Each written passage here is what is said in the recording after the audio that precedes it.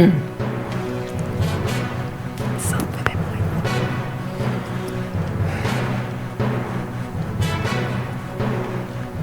evening and welcome to the Sound Off program. My name is Linda Kirker. I host the show and thank you for joining us. I appreciate that. I think you'll find tonight's show very interesting. Before I introduce my guest, I'd like to share a quote with you from Clint Eastwood, a well-known actor. Here's what he said, quote, "It's not about guns.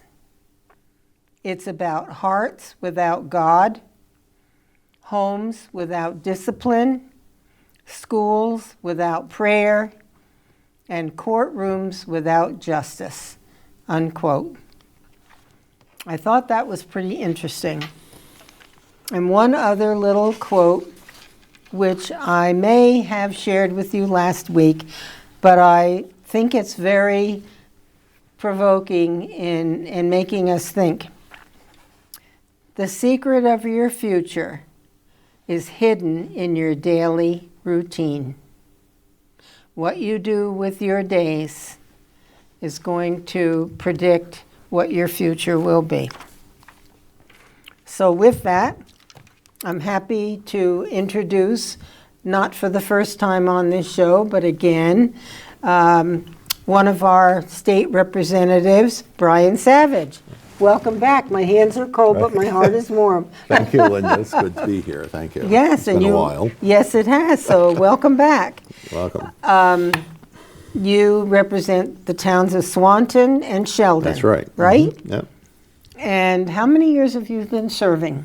I'm in my 6th term, so I've just completed 11 years going for Fantastic. Well, we're lucky to have you. Well, thank you.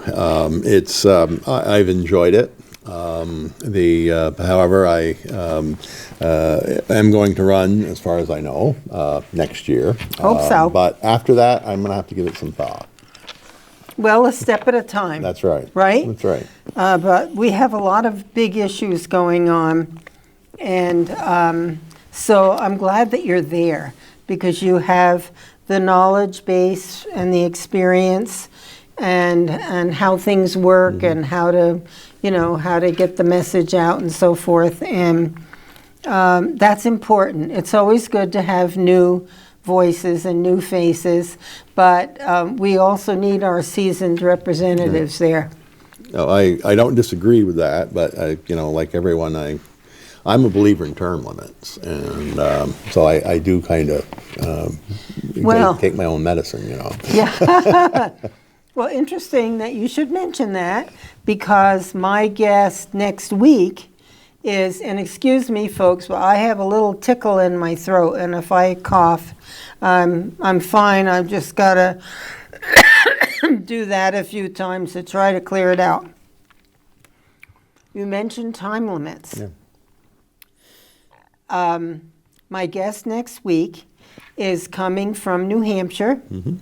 His name is Ken Quinn, and I kept getting all of these emails from various entities and people in national government and organizations that I respect, urging me to support term limits for mm-hmm. Congress. Right. And I had reservations because they want to do it through a con or a constitutional convention when there's a process for that. But I had this notion, it's in Article 5 of the Constitution, kind of explains the constitutional convention process. But I had this notion that if you open up a constitutional convention, that those who wanted to could maybe slip in other topics. Right. Mm-hmm. And that made me nervous. Right, as it should. Yes. So I called one of the organizations, the one that Ken Quinn is involved mm-hmm. with, and left a message. And he called me. And he's, I'll introduce him next week, but he's the northern director, so to speak, for this process. And we had a chat, and he tried to reassure me and about the process. And so he called me back, and he said, you know what if I come on your TV show and talk with your guests, or your viewers, excuse me, about the constitutional process to have a constitutional convention and the history of it, how it came to be that this was created in the first place and who was responsible for it. So next week, that's what the show is going to be about. It should be very educational and hopefully reassuring. So, back to you. Okay. There are so many issues. You sit on the House Transportation Committee. Right. Okay. My second term of doing that. Second time on that. Okay. And there are so many things to talk about. What about the cell phone use by students in schools? I was reading about that. Well, I'm sorry about that. that's okay. The cell phones in the school, which I didn't think should have been allowed from the get-go. I agree. But apparently they have been. And then this year, this past summer, since my wife is on the staff of Missisquoi High School, there was they were informed that cell phones would not be permitted to be used at the school. And if a student is found with a cell phone, there's a process which is used. The phone can be taken away from him or her, and then I think and then returned at the end of the school day. And then if it's done a second time, they take it away again, but get the parents involved. So, and they've also extended the policy to staff members as well. They cannot use their cell phones while they're in, which is fine. And it seems to be working pretty well, at least there. Now, due to social media, quickly over the summer when Missisquoi announced it, and other people were saying, well, my granddaughter's going to Essex and they're not going to have cell phones. So I don't know how many schools in the state have done this. I think it's a fair number now. I think BFA is either doing it or looking at it. So I think, and so far it seems to be working. I didn't have there were no cell phones when I went to school or you went to school, but if there were, we wouldn't take one to school. No, because you're there to listen to the teacher and to learn. And if you had an absolute emergency, well, first of all, at Missisquoi High School, where I went, there was a thing called a pay phone. There were two pay phones in the lobby near the theater, the auditorium. You could use those, or if it was a real emergency, you could go to the front desk and explain the emergency and probably get permission to make a phone call. And finally, at some point, I remember learning that they put a phone in each classroom. Yes, they did do that for security purposes. Whereas in the back in the old days, the offices had the phones in them, and then they page people over the PA system, but everybody's, they still have access to a phone in the case of an emergency. And if a parent needs to get hold of their son or daughter, they simply call the school. And they will get a message to the son or daughter to call home. I mean, this way it was always done. Right. So it. I don't know what's going on. It's not a good time when you're trying to do a TV show. Oh gosh, forgive me, folks. This is probably going to go on throughout the show. Sorry, Brian. That's okay. I get those every so often. Allergies, a lot of allergies. No, I think it's something I ate before I came. But I think it's a good move on the part of the schools.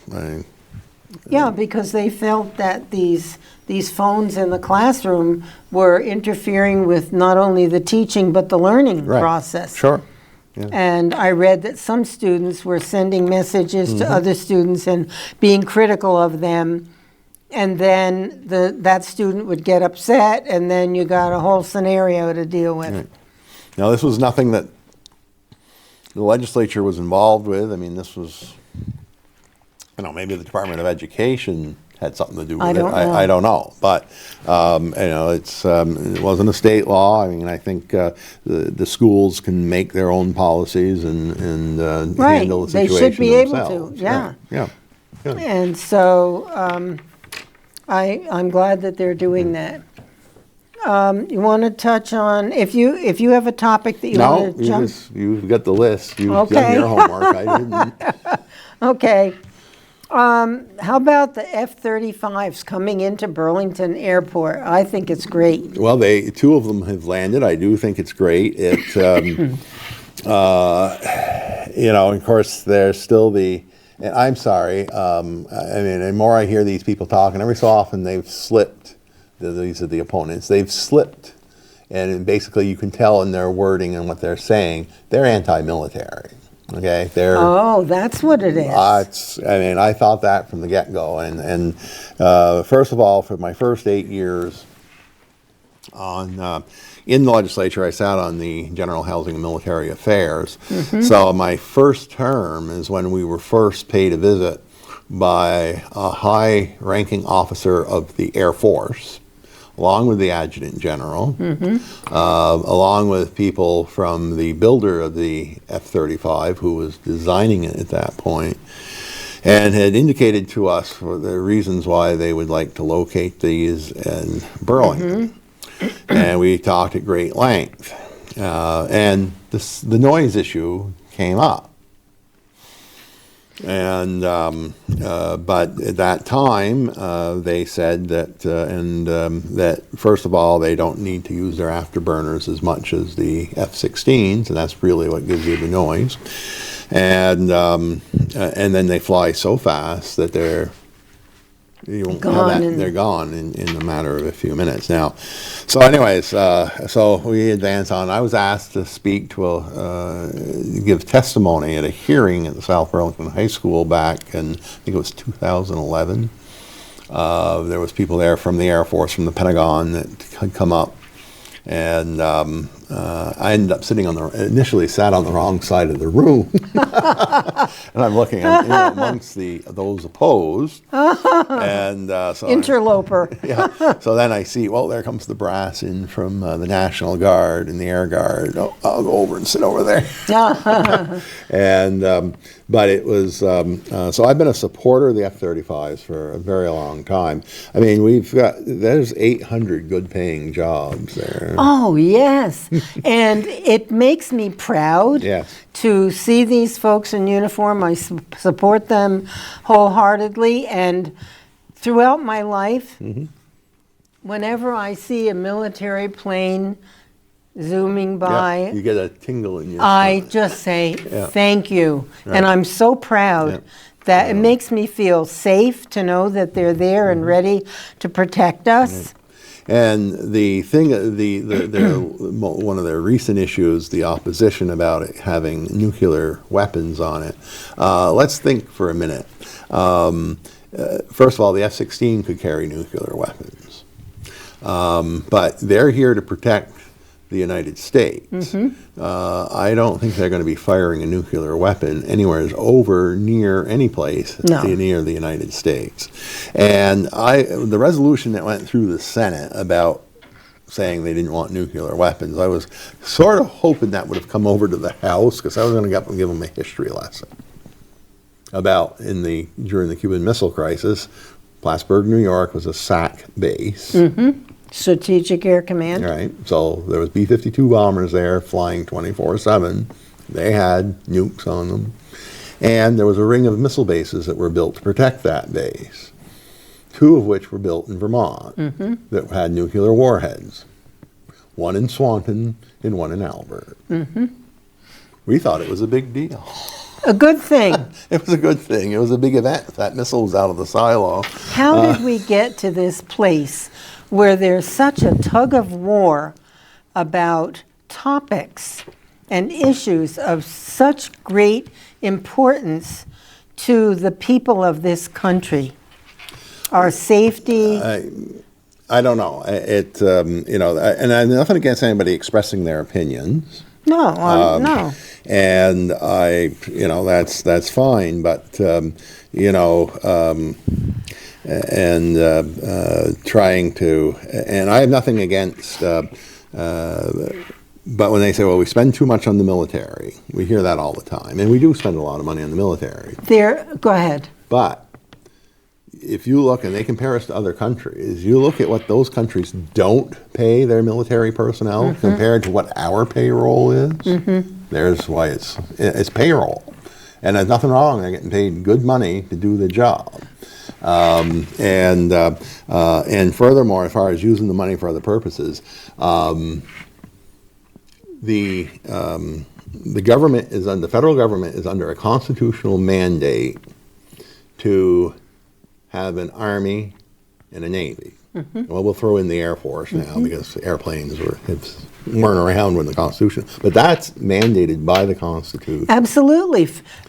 One of the two major responsibilities of the federal government. That's right. To protect the country. So, yeah, there's probably waste in the military. I'm not saying that because, it's a big operation, and every big operation, I'm sure, waste is somewheres around. But there should be people that their job is to be checking for that, and I'm sure there are. But, yeah, there's such a division all the time. There never used to be. And now, as long as we're on military, coming up and sometime this coming spring, the USS Vermont is going to be commissioned. Yes. And I talked with... nuclear submarine, right? Yes. Yay, Vermont. And former representative and retired Navy Captain Al Perry is spearheading the Vermont end of this. I'm not sure if he's the spearhead of it, but he's very involved with it. And I spoke with him briefly at the field days. And he's going to try, that group is going to try to get a bus and have as many legislators go down to the ceremony as possible. Oh, wonderful. Yeah, they're working on it. Where's it going to take place? Well, that would be in New London, Connecticut. That would be great. At the Electric Boat Company. Very nice. I think what a wonderful thing to have a nuclear submarine named the Vermont. Right. And there's one, the USS Montpelier. Already. That's been around for a few years. I didn't realize that. Every so often, some of the officers of the USS Montpelier come to Montpelier. Oh, that's nice. Yeah.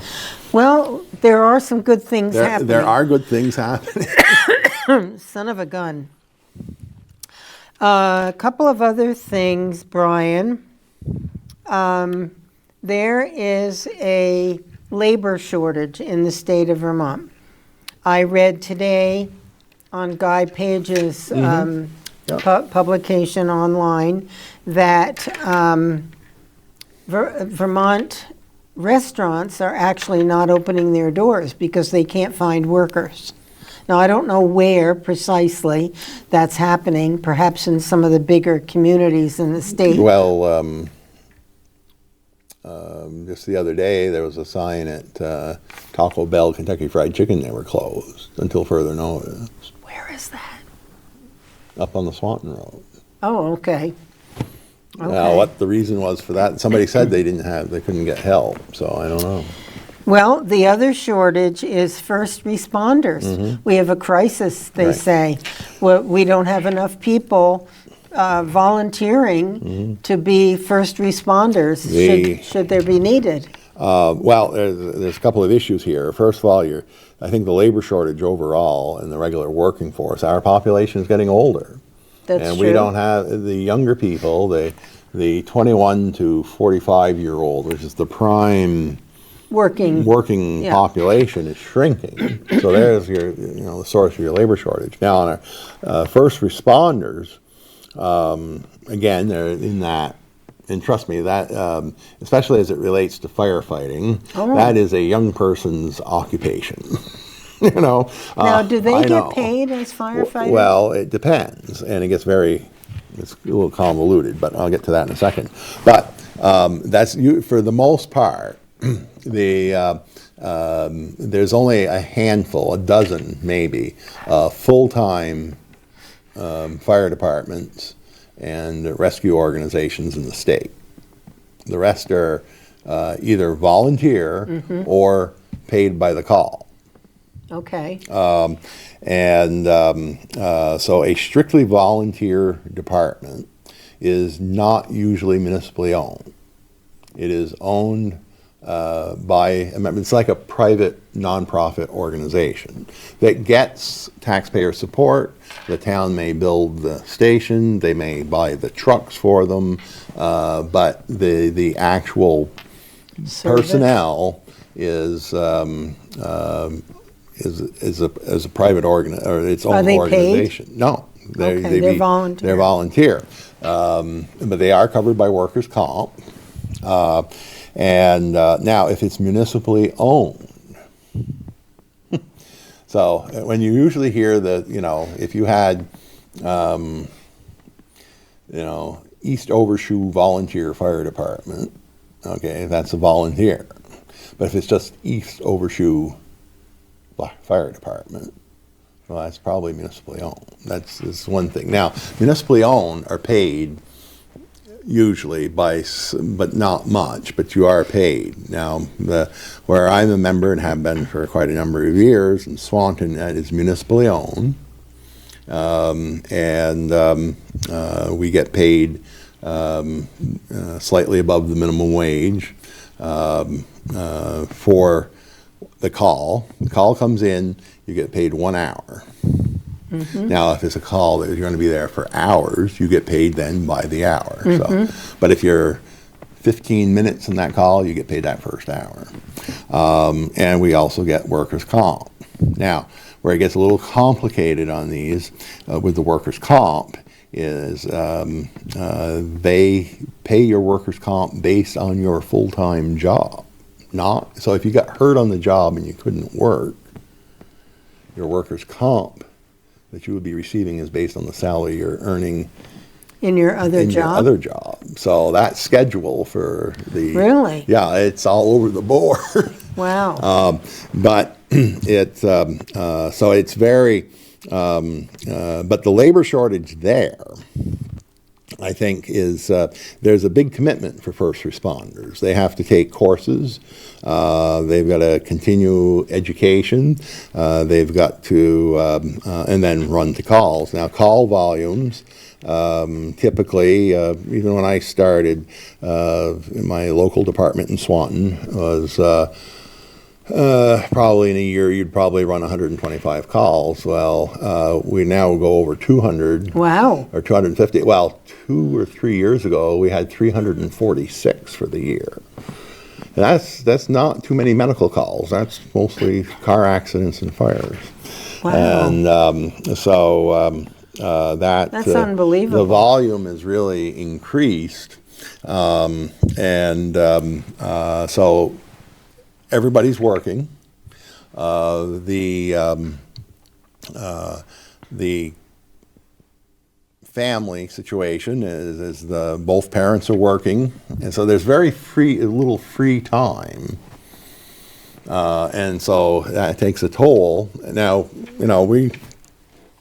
but it is a real shortage. I wonder if there problem. could be a scenario whereby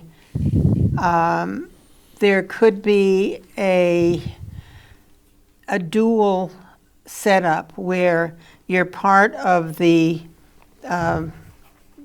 responders, but it's also connected to maybe your employment somehow.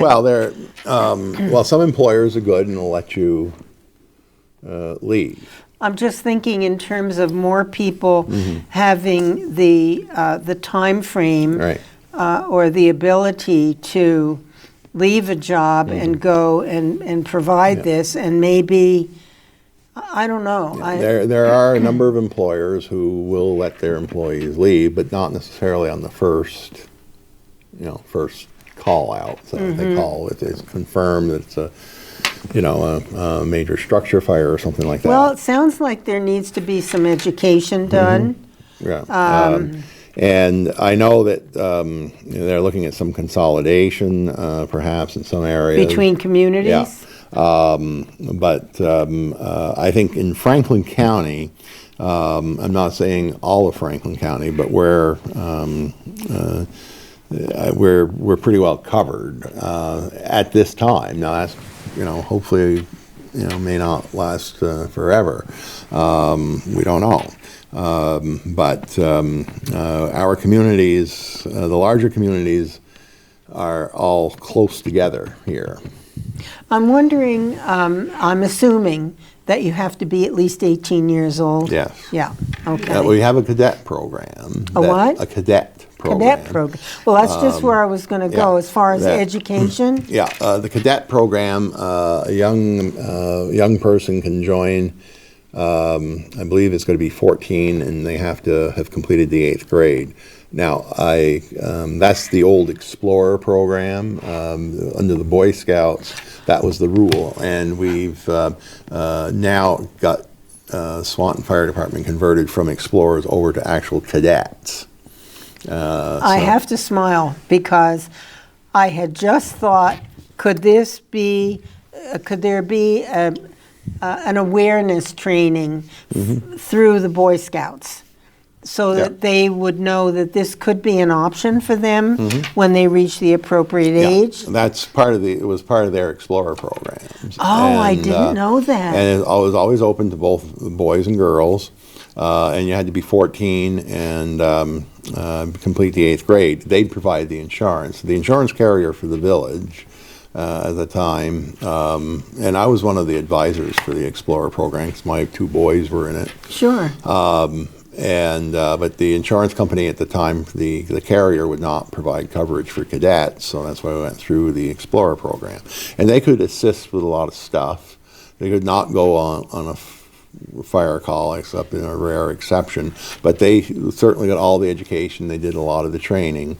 But the village changed its insurance, and now the insurance company will provide the coverage for the cadets. Great. And so that is, they got like a dozen young people, and I think it's great to expose the young people to these options, these opportunities that they might be able to take advantage of going forward. And Northwest Tech Center offers the Firefighter 1 Corps. Oh, great. Well, it's emergency. It's got a different name to it, but in essence, it's the Firefighter 1. That's okay. It covers EMS as well. Now, EMS, Missisquoi Rescue covers Swanton and Highgate, and they've been on with paid staff for quite a few years now, and they get 900 plus calls a year. Wow. Yeah, that's well, I think it's great to have places where our young people can have the opportunity to be exposed to what's out there, what options there are that they might want to take advantage of. And the other thing is maybe it's already included in this, but training them also that if they should be in a location where there is a fire, maybe, God forbid, at their school or their home, some steps that they could take in addition to calling for help. Right. We've had instances a couple of times that we've had either an Explorer or a cadet intervene and put a fire out quickly, including one in a church. So based on their training. Fantastic. Yeah. It was at church on Sunday after services, and some other kids somehow started a fire, and this one Explorer saw it, took immediate steps, put the fire out. Isn't that great? Yeah. So knowledge is power. Right. That's great. And that goes for our schools too. The more our children learn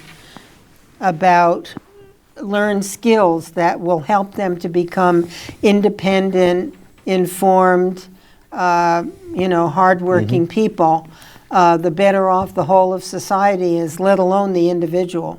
Right. Oh, absolutely. Yeah. Now, Unless you have something else to add to No, that. we just keep, no, that's fine. Keep it going? Keep it going. Okay, this one. See if any of my comments get me in trouble tonight. Oh, and folks, if you have a question on one of the topics that we are discussing, feel free to give us a call. I think our tech will there it is, ask and you shall receive. The phone number is up there. So if you have a comment or a question, feel free to chime in. We'd love to hear from you. Let's see. You can pick here between automatic voter registration and the Amtrak scenario. Okay. We'll talk about Amtrak. All right. Well, as many of the viewers probably have known, years ago, Amtrak, when it would run into Vermont, was known as the Montrealer. Yes.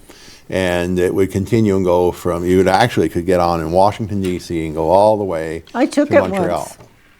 And then the return trip was known as the Washingtonian.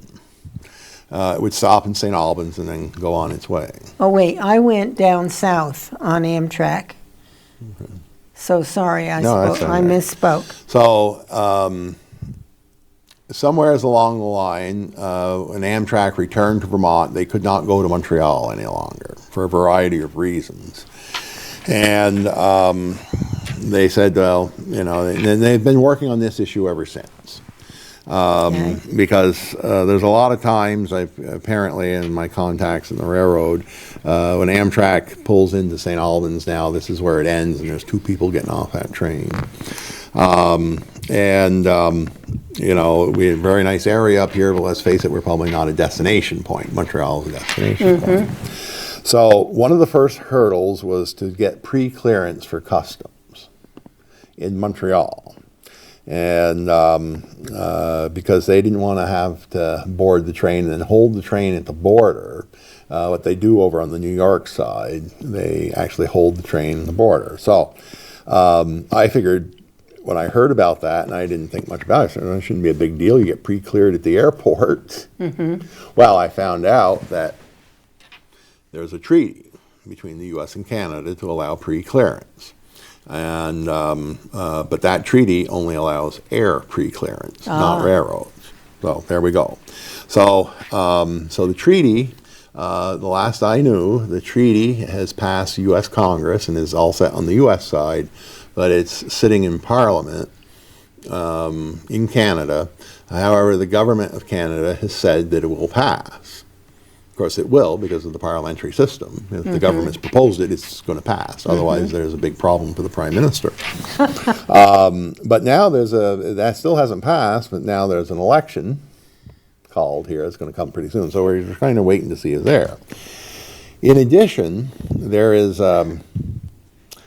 just north of the border where the CN line, the New England Central line ends, CN takes over at the border, and there's a segment of about a 7-mile stretch where the line goes and gets on the line that basically the New York train takes on the New York side to go to Montreal. But that 7-mile stretch, like a connector. Of United States? No, it's in Canada. Oh, 7 miles worth of track is in Canada that needs to be replaced. Oh, okay. Because the train can't go more than I had 20, it the reverse. 25 miles an hour on it, or something like that. And of course, Canada doesn't want to spend the money to replace it. So there's a discussion going on there. Well, overall, are the Canadians optimistic about this Amtrak? Well, they'd like the train to be in Montreal, but there's all these other hurdles. Now, and I think they can work around this. There's also another stumbling block. There's a bridge, of course, obviously it has to be crossed, and in Montreal, and there's only so many slots available for trains to cross that bridge, and all the slots appear to be taken. So I'm not sure how they say they can work around that. So we'll keep that. So that's that's going on. So eventually this will get better, we hope. Okay. Oh, go ahead. Right, but then there's so this is the Vermonter train at this present time, and then we also have the Ethan Allen train that comes from New York and goes to Rutland. Oh, gee. On what track?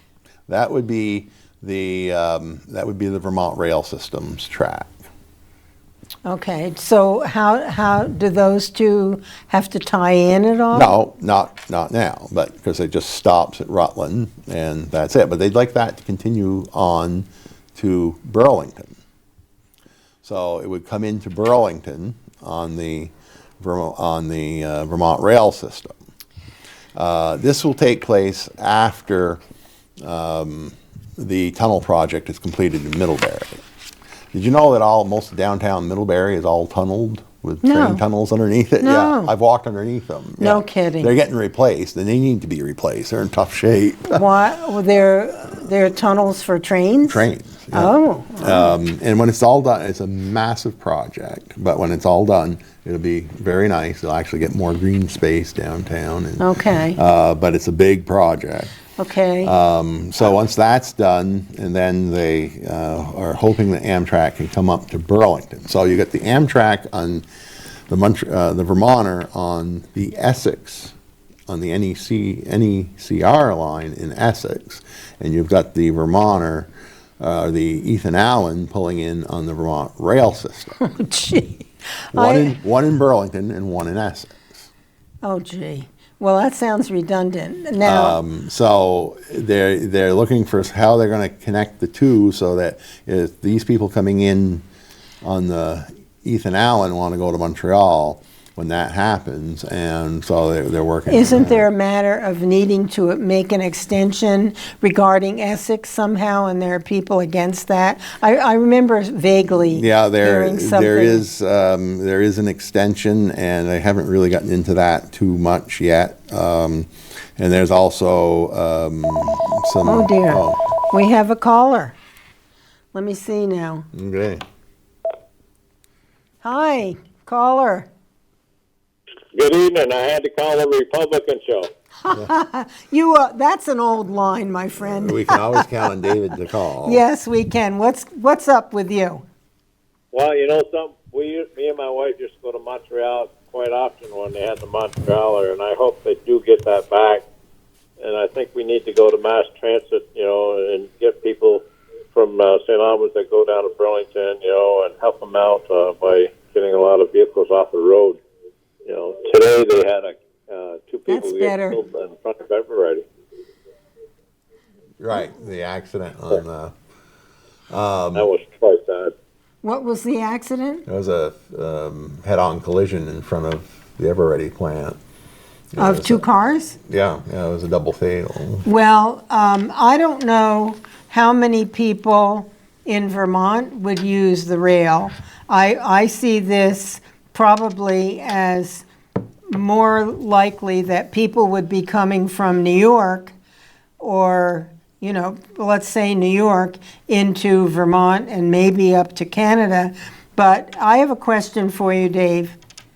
Would you, given the drug issues that are happening in our society these days, and the transport and the sale of drugs, would you want to have some sort of security or investigation of what people were bringing on the train before they could potentially board a train with a bag full of drugs and then get off in Burlington or in St. Albans with them? I would agree to that, because, honest law-abiding people, won't be drinking drugs. Can you speak up, or can we turn you up a little? What? Yeah, I just wanted you to speak up a little bit. Yeah, I think I have no problem with that because, we got to stop the drugs. I don't know if you've seen lately, there's a woman sleeping on a park bench in Taylor Park. She's from a domestic, I don't think she's from a domestic abuse, but she's been sleeping at the mobile station, and then also she's been sleeping on the park. They had her evaluated, find out if she was had her rightful mind, but okay, but she was sleeping on the Bay Park. I mean, Taylor Park. Yeah, we have one of those in Montpelier that she comes into the State House every morning and eats breakfast there. You know how the various company places will have complimentary. Yes, yeah. Yeah, she comes in and she hits all the free breakfast. Wow. And we hear she's living in a tent under the interstate overpass. Just It outside of is. Montpelier. It's a most disturbing and sad situation that people get so drawn into drugs for whatever reason, and many times it's a very sad story of their lives. But it's now become pretty much an epidemic in my view, and too much exposure for young people with this vaping and the health problems that are going to result from that. Then we have more medical issues, and who knows what it does to their minds and their thought process. And it's frightening, and it's sad that people's lives can become so distraught or curious. Right. Children are curious, and they think, "Oh, this isn't going to hurt me." This is great. I feel, elated when I smoke this or whatever. But we do have a number of social problems that need really significant attention and solution, and we need to deal with those things. Yeah, well, I work with the state police every once in a while, and I get called in on a drug raid down on River Road. And there is a lot of drugs in Franklin County. Yeah. It affects every family, rich or poor. That these people get into it. That's right. And I have a relative, he's been in jail more than he's been out. Out of his 50 years, he's been in jail more than he has been out of jail. It's such a sad thing because there is so much good to be enjoyed in life. Life is not always easy. We all know that. I'm sure we could each give a story of our own lives where there have been, times of trouble and fear and sadness and worry, and it's all a part of life, and that's why a solid upbringing is a good foundation. It doesn't solve everything, but if you can be empowered, as you're growing up at home with parents who have high expectations and teach you to be as self-sufficient as possible, and to feel good about yourself and be kind to others. Because when we do something for someone else, we're also helping ourselves, because we feel good about ourselves that we reached out and did something kind. So it's all tied in together. It really is. None of us gets through life without having challenges and difficulties. Yeah. I know a lot of people that that drugs have affected their families, and it's so easy to get this stuff now, and when they legalize marijuana, I think that's just the beginning to where they get into harder drugs. Amen. Amen. I feel that we went down the wrong road on that. That's my opinion. Even though I'm not a Republican, you got to have common sense in today's world. Well, that's what being a Republican's about. I couldn't mess up on that one. I know you like me, Dave, despite the fact that I'm a conservative. And I like you too. Yeah. Well, as you know, I've been trying to sell my house. I had a deposit on my house, and the woman couldn't sell her, so my house is back on the market. So I might be here for the winter. So. Okay, well, we'll look forward to your calls then. Yeah, I'll have to call in, and make sure you still got your Republican show there. I remember one time I called. I was out on a cruise ship out in Los Angeles. Yes. Yes, you did. That's dedication. That's dedication. Yeah, he's going to keep me straight. Right. Well, Dave, thanks. Good to hear from you. Good to hear from you. Bye-bye. Thanks a We'll see lot. you. Bye-bye. I guess I'm supposed to turn that off.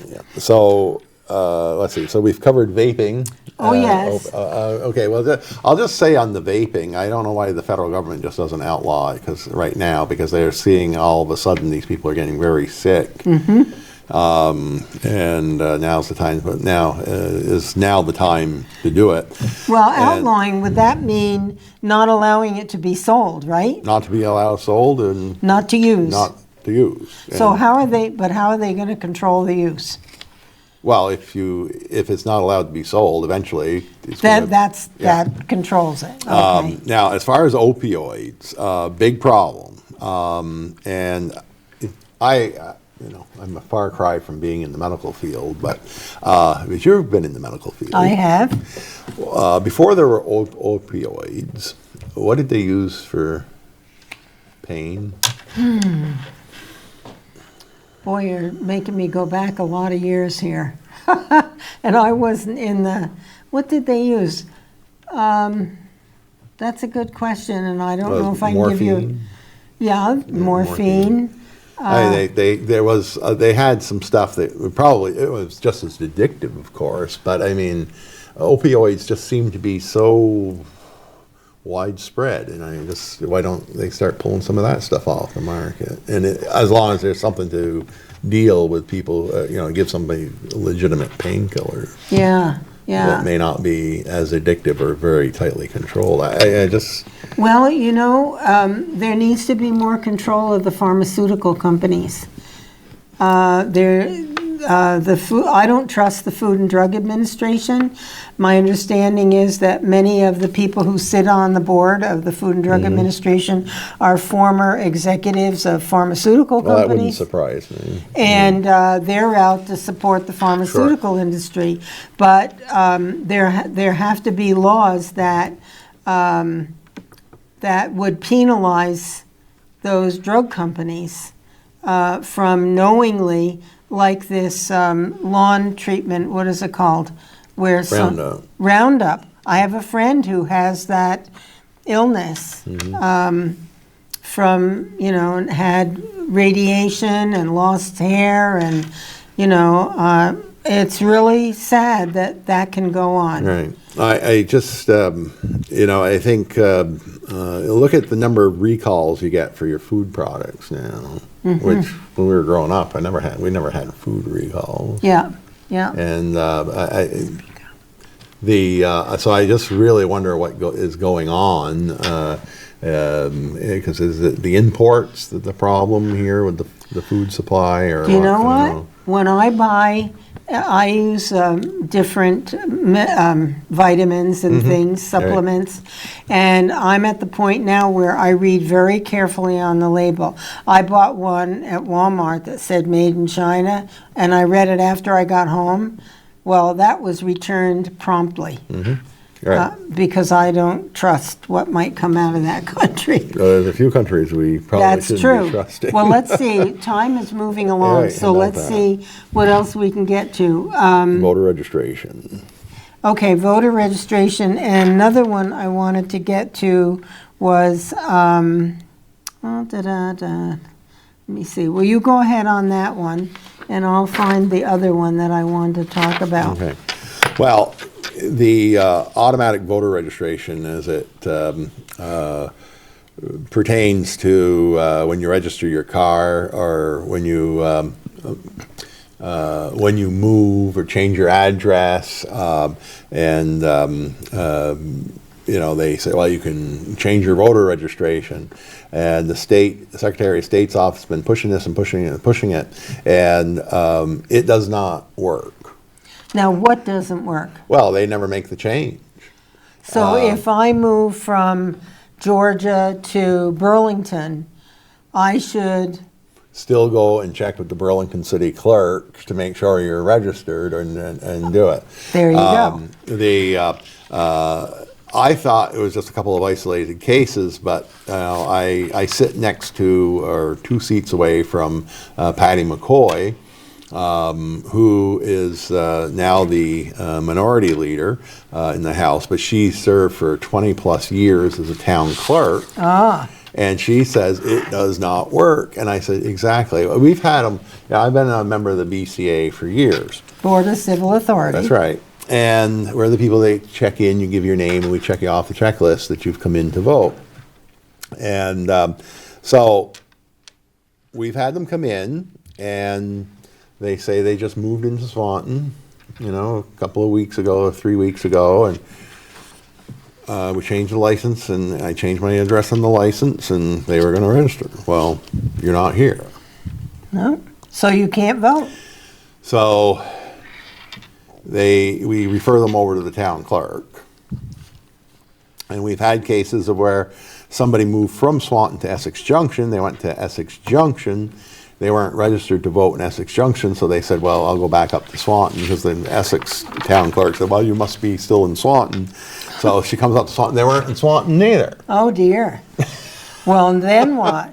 Well, there was a major problem, and so it does not work. My advice is, if you use it, check before the election, check the checklist, call the town clerk, or go to the town clerk. The checklists have to be posted in the town clerk's offices so you can check and make sure you're on there. Don't trust that. There's a number of things we shouldn't be trusting that come out of the Secretary of State's office, quite honestly. I agree 100%. And it's just not voting. It's business and other things. It's leaves a lot. There's some issues there. I agree. I think that we need a solid verification system that if you are voting, that you are a citizen and that you are a resident of the town where you're voting. Yeah. Period. Yeah. That should be such a tight system with no room for mistake. Well, I go back to when I was first elected to Justice of the Peace and sat on the Board of Civil Authority. In my first election, and it was the town meeting, and we manually counted the votes back then. And so I got done, and I went to work the next day. Now, I had worked in the banks for years at that point. Counted cash, into probably a lifetime of tens of millions, hundreds of millions of dollars, I don't know. But I said to my staff, when you're counting those ballots, I counted them more carefully than any cash I've ever counted. Yes. Because that's sacred. Now, you bet it is. If you counted your cash and you should have $500 worth of 20s there, and there's only 480, well, it only takes a minute to count them again.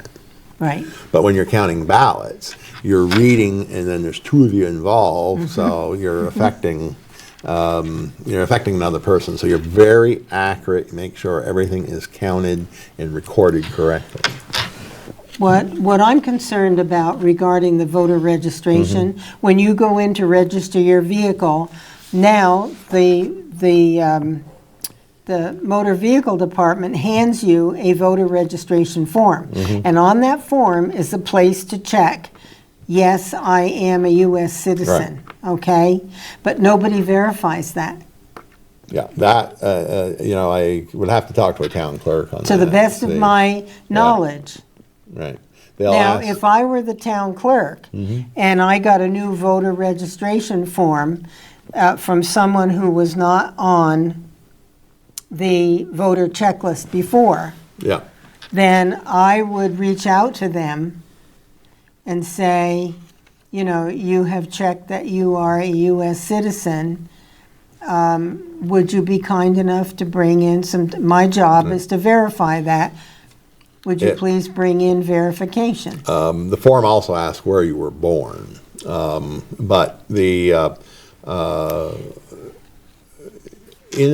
a lot of situations, the town clerk, if the people have moved into town, you can't say this about every place because there's a lot of places that are a lot of rental properties, but if they bought their real estate, if they bought a home and moved into town, that is fairly easy to figure out Yeah. at that point. Yeah. But in towns and cities with high instances of renters, it would be That's difficult. tough. It'd That's be tough. tough. Now, speaking of rental units, another topic that we just have 5 minutes left here. Time flies when you're having Yeah, a it good does. time. Okay, my understanding, correct me if I'm wrong, but I believe I have heard that there are those looking for, the government is placing not restrictions, but rules on the owners of housing units. And they're forcing them to make upgrades. And I think they're environmental upgrades. I'm not sure. But my understanding is that we, the taxpayers, are going to be expected to subsidize those upgrades. I resist that because if you own or I own an apartment building and the government is saying, hey, you have to upgrade to this and this. Now, maybe there are things that should have been done a long time ago that have nothing to do with the environment. I don't know that. But in any case, if I own a building, I shouldn't expect my neighbors to have to subsidize my making changes there. I haven't heard of that. I mean, the upgrading the apartment. Obviously, if you've got an apartment house, is going to get inspected by either your local fire person, fire marshal, or a state, somebody from the Division of Fire Safety. And so there could be upgrades needed because of safety issues. Okay. Environmental issues, I don't know, other than I'm thinking of like Efficiency Vermont, if they say, well, we could save you money, but that's, you know, if you do this and that, but... Well, my understanding, on a little different note, is that the state now is forcing people who want to sell their homes to have certain changes in them. I know someone who had to replace all of the smoke detectors in her house and other things. She said it's costing us thousands of dollars. Now, if you're buying that house, or if I'm buying their house and I agree to buy it the way it is, why is the government getting involved? Yeah, I haven't heard of that, other than it may be, it depends which town it was in, too. I know, but I'm not gonna, whoops. We're gonna do Right this on, quickly. yeah. Oh dear, where am I going? Hello? Hello, and Linda, that is what the banks and the credit unions are making people do in order to sell their house. Yes, yes. Right. That's what's happening, because I put all brand new smoke detectors, carbon monoxide detectors, handrails going down my stairs, because they have to be a certain size in order to for the banks to sell it. The government's not doing that. It's the secondary market. So is that the bank that is lending money to the buyer? Yeah. Okay. Yep. All right, we're down to the last minute, Dave. Thank you for the clarification. Thank you. Yep. There. Okay. So it's The the other secondary thing mortgage market. that we don't have time to get into really is the electric car subsidies. My understanding is that people who are buying an electric car get a subsidy of $5,000, I think it is, something. I don't know the exact and I amount, believe but- that's coming from the taxpayers. Right. Well, yeah. Ultimately, What? anytime the government gives a subsidy, it's coming from the taxpayers. Why? Why? It's to Why? encourage people to buy electric cars because. But wait a minute, that's not my responsibility. No, I'm against it. It needs to be sold Where on does its own this come merits. from? Where does this thinking come from? That the taxpayers who are struggling, a lot of them are senior citizens, a lot of them have families, and they have just enough barely to live on, and they're being forced to subsidize through their taxes and so forth, wealthier people buying an electric Right. vehicle No, because the state is pushing electric vehicles. But this is not our responsibility, and it shouldn't be. Right. If I somebody think I wants to should be buy back one, in the legislature. If somebody wants to buy one, let I them don't buy want it. to go there. You know, that's the way I look at it. If they want to buy it, buy it. Exactly, exactly. Listen, I so much appreciate your coming on the show again. You're a wealth of knowledge, and I really appreciate your helping to clarify things for the viewers. I want to thank Dave for calling, not once but twice. Twice. And I hope to have you back on again before the legislature resumes. Okay. All Take right. care of yourself. Okay. Keep in Thank you. touch. Yeah. Folks, thanks for tuning in. The show's over for tonight. See you next week with my person I described before, Ken Quinn. Good night.